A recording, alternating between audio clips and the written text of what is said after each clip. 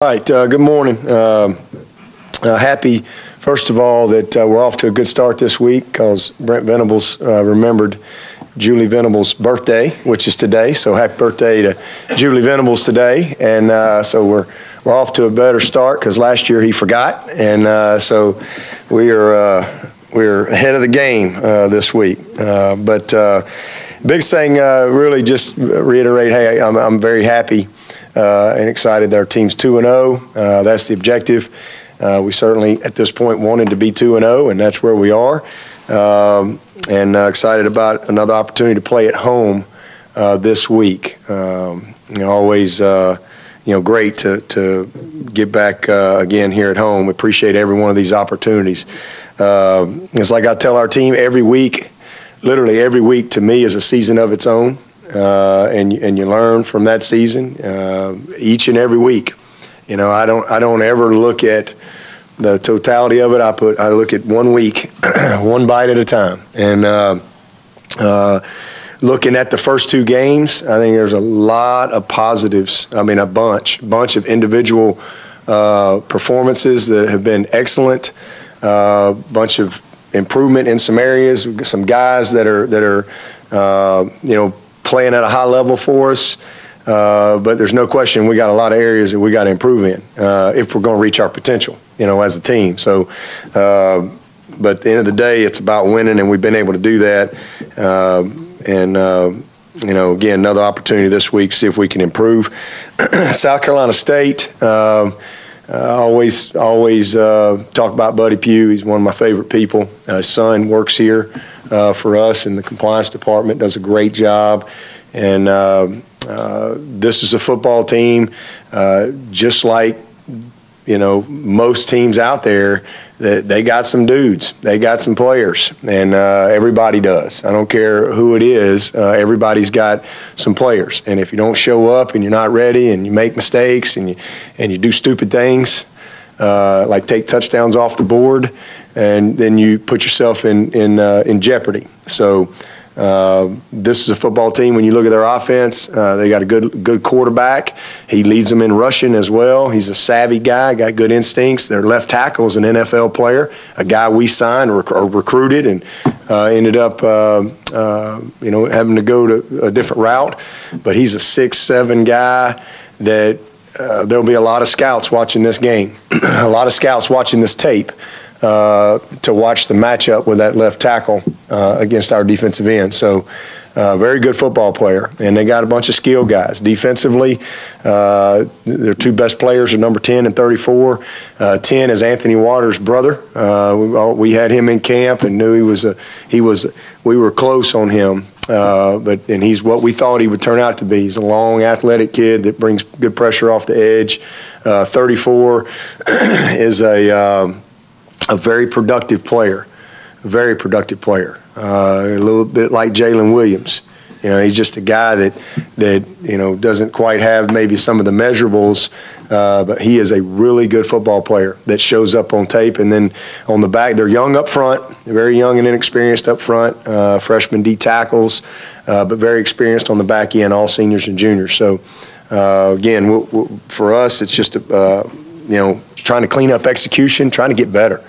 And that's what I'm looking for this week, just looking for our best game and trying to get to 3-0. Any questions?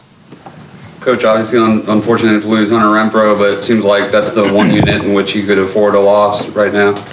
Well, I mean, we've got good depth there, but we got to play better at that position. That's definitely the most underperforming, underachieving position on our team right now. And we got to get better. We got to perform better. We've got to do little things better, and it's not just the obvious things where you see a guy drop a ball. It's a lot more than that. And the good news is we will get better because this is a very competitive group, guys that have done it, and just a matter of being focused like they need to be, and the proper attention to details. And so yeah, we're fortunate that we do have some depth there. Artavis will slide in, and he and Ray will they'll play the 2 and the 5, and Travion, he has not taken advantage of his opportunity the first 2 games. Much better player. Travion is man. It's unfortunate because he had a great camp, had a really good summer, a really good spring, and then all of a sudden you get somebody. You got to take advantage of the opportunities, and so he doesn't get the opportunity to move up because he hadn't earned it. But he'll still have an opportunity to respond and see if he can be who I know he is. And then Cornell. Cornell's going to be a great player. That's why we recruited him. And so opportunity for him to get in the mix a little bit more. He's a dynamic player.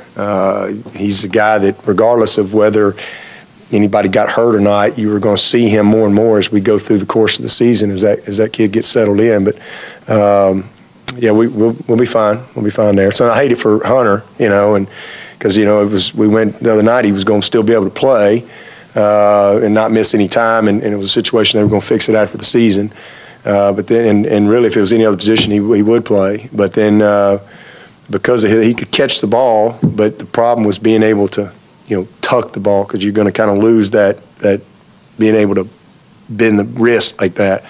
So, and it wasn't separated. There was a slight crack. So I was just going to put that. The best thing to do is just go ahead and put the screw in there, and get him back, here in a few weeks. So, hate that, but at least we won't have to deal with it after the season, and he'll be able to come back and finish up strong for us.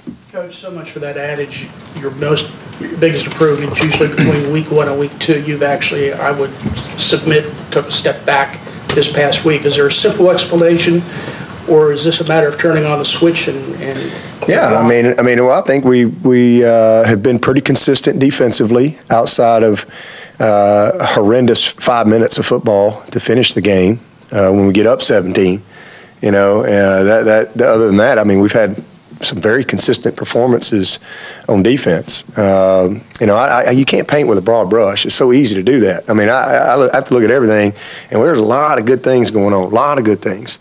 I love what we're doing in kickoff coverage.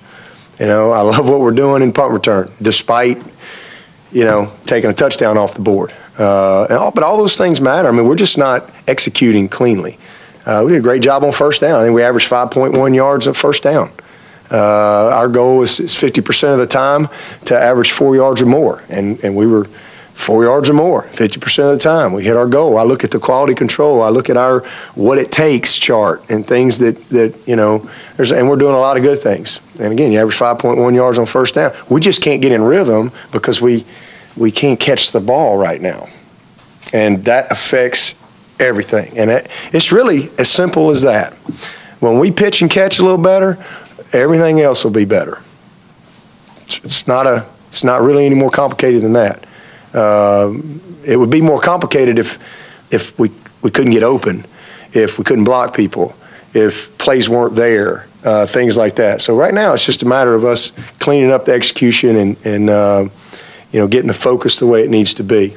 And when that happens, then all the rest of it will come together. It'll be just fine. Is catching the ball a contagious thing? I think so. Yeah, I think so. I think it's just, we just haven't had the intensity that we need.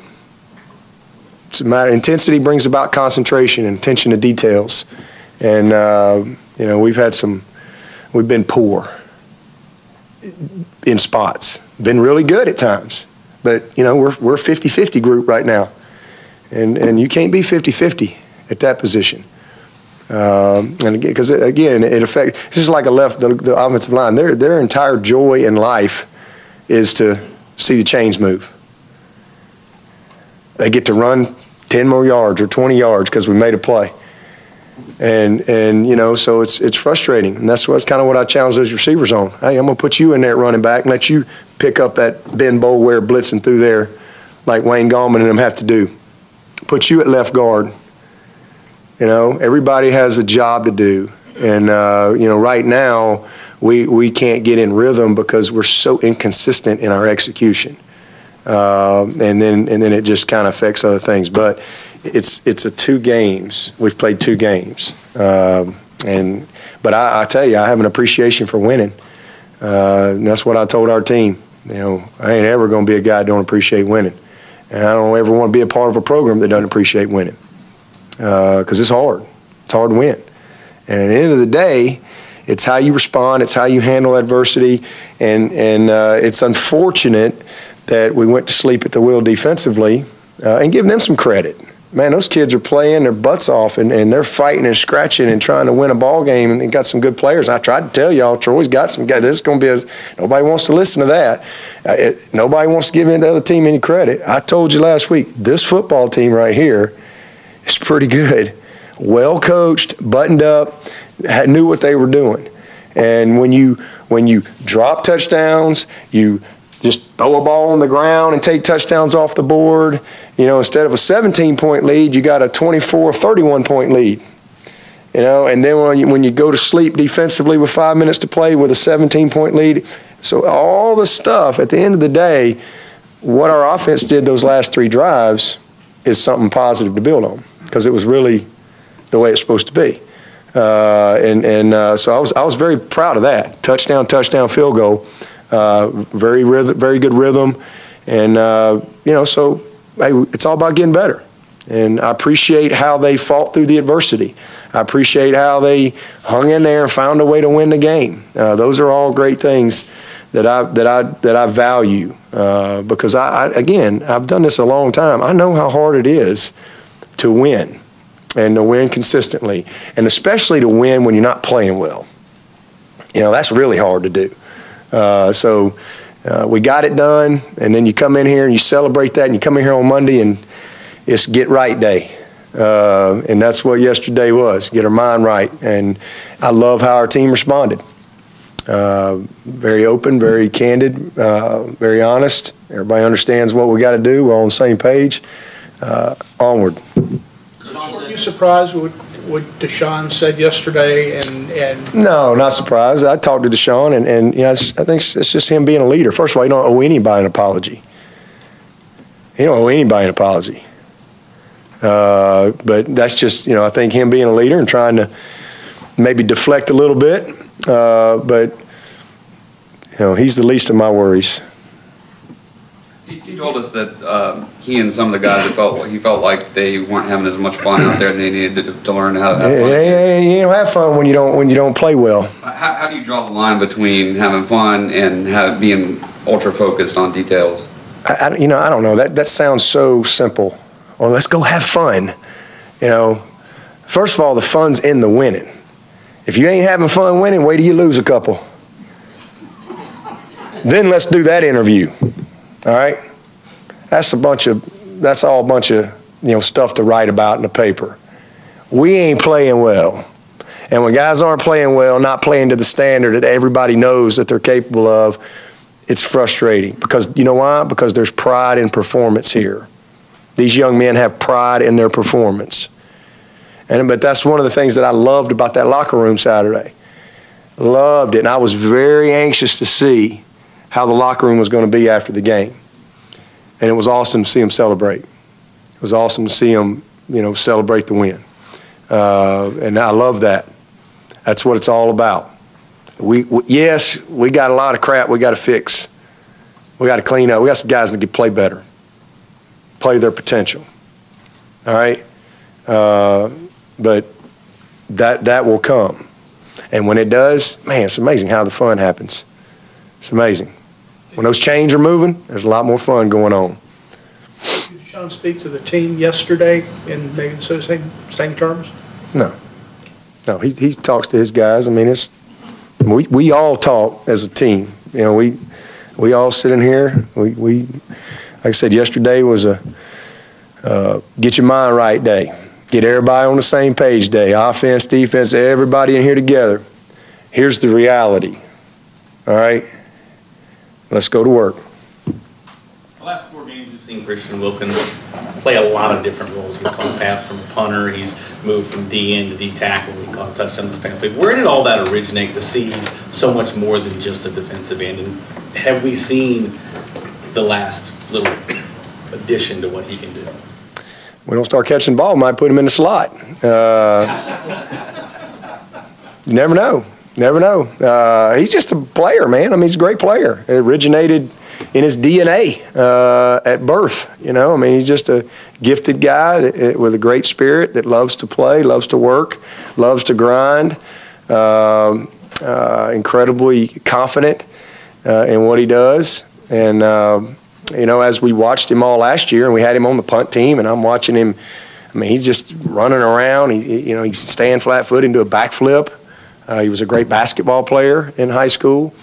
And he's 300-plus pounds and can move. So it was just, you know, really nothing more than that, just trying to take advantage of the people that you got. And certainly with the play that he made in the Orange Bowl, just kind of lit even more of a fire into his skill set and, you know, other things that he potentially can do. And then when we got Big Dex in here, and you watch him move and you watch his athleticism, you got, you know, almost 700 pounds right there that we're like, you know what, let's take advantage of this. So we just created a little package, and that's it. Marcus Edmond made his return